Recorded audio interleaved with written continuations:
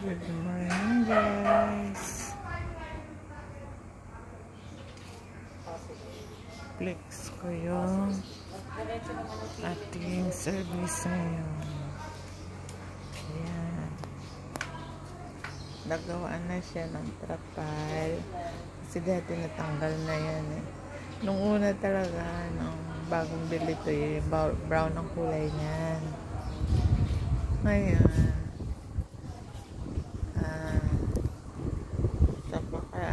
halos magdadalawang taon, madumi na siya, nagkapunit-punit sa araw-araw ng takbo sa kalsada.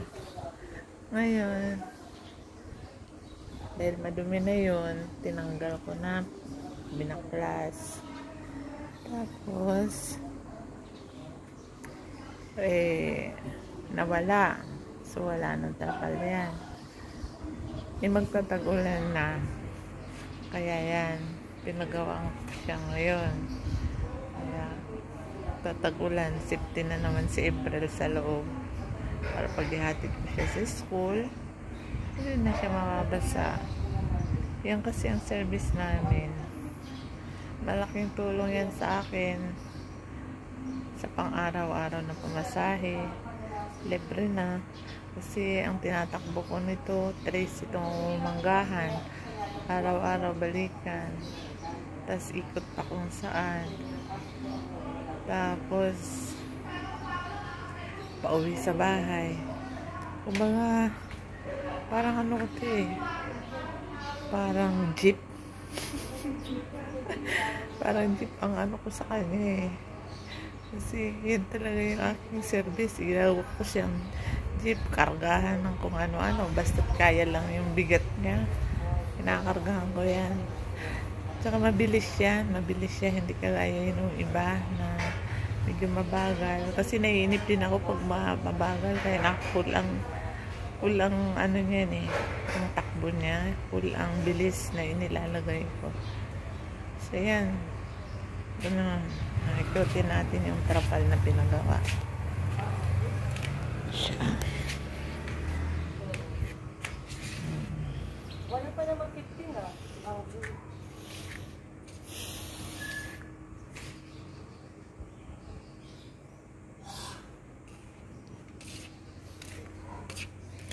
Sige po. Sige, okay. Sige po, okay. Ito po kasi sa laman. Sige, okay po.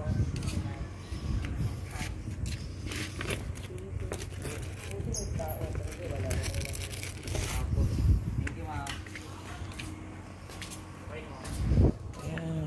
So, pasok tayo dito sa likod muna tayo pumasok.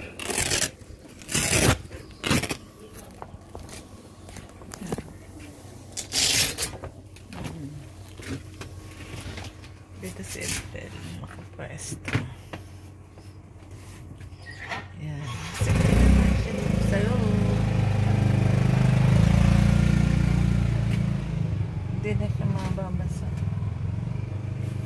Sige, kahapon niya lumakas ang ulan. Talagang ang buhos niya, ang lakas. Lakas ang buhos niya. Ayan.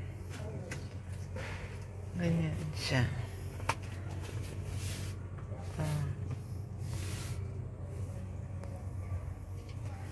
Tapos dito naman sa harap, yung pinipwesto ko. Dito sa harapan, may ano ako nito. May lagayan ako ng cellphone. Pag kunyari nagbibideo ako, yan, pwede siyang nilalagay ko lang siya dito. Kaso nga lang, pag minsan maalog, magsishaking ang cellphone. So, nagre-reklamo ang cellphone. Magsishaking daw siya. So, minsan hindi ko itinutuloy ang pagbibideo. Ito dati may electric fan to. Natanggal. Inalis ko na lang. Kasi nag-ano siya. Na tumalsik. Ang ano niya, ang kanyang electric fan dyan. Tapos ito naman, yan, din yung pwesto ng batang Ebrel. Yan ang kanyang pinipwestuhan. Pero ngayon kasi mainit pa naman, maaaring i-fold ko itong tapal. Total, maano naman siya eh. Mainit. Pag tag-ulan, yun, tsaka lang siya ibababa. Ganun. Yan. Yan siya, guys.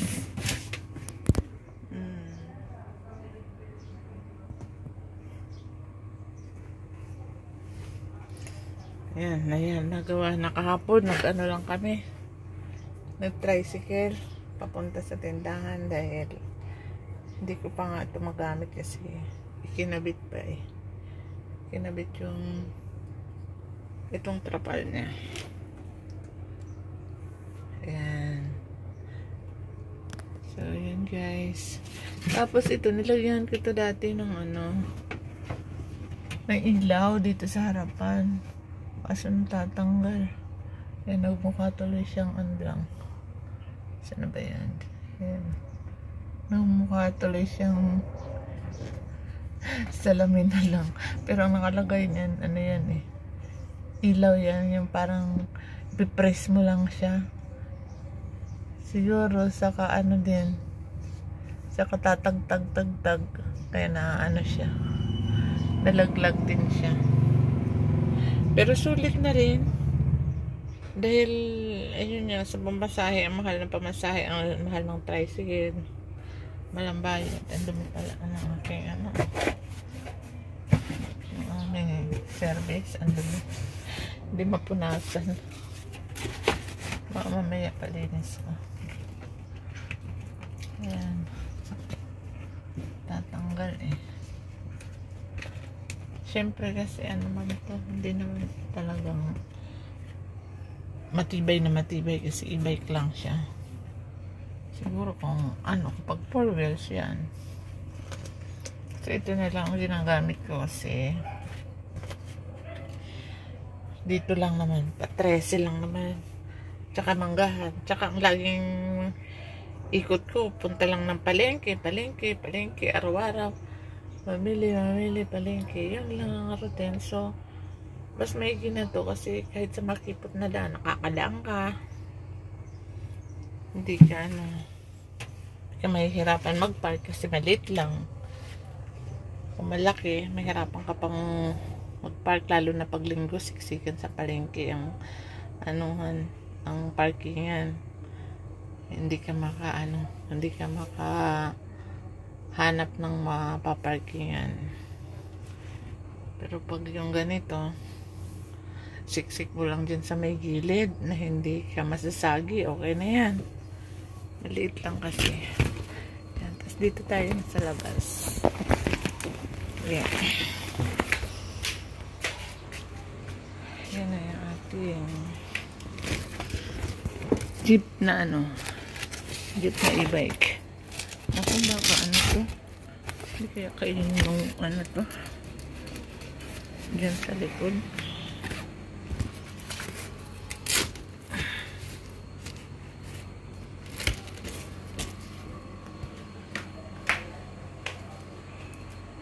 Yan. Yan lang po. Happy Monday sa inyo lahat. Salamat sa panonood. Yan ang ating service. Dito pa kami ngayon sa bahay. Yan. Ito yung ka namin. Ang mga kabahayan dito, siya. Dikit-dikit. Ayan Yan. Dikit-dikit ang mga kabahayan nito dito. Yan. Ang ganda. Sa amin, ito sa amin.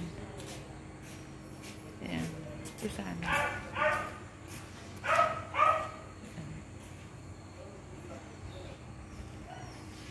Ang ganda. Maano dito? Bihira dito ang tao. Mga tao dito lagi nasa loob ng bahay. Bihira ka makakakita dito ng yung mga naglalakad. Yan, ang kalsada puno lang ng parking ng ano, mga sasakyan. Ayan. Yan lang. Yung aming ano dito, sa bandang niya pa wala pang, hindi pa ako makapagwalis, hindi pa ako makapaglinis. Ayun. Yan lang guys. Salamat sa panonood. Bye-bye. Bye-bye po. Thank you.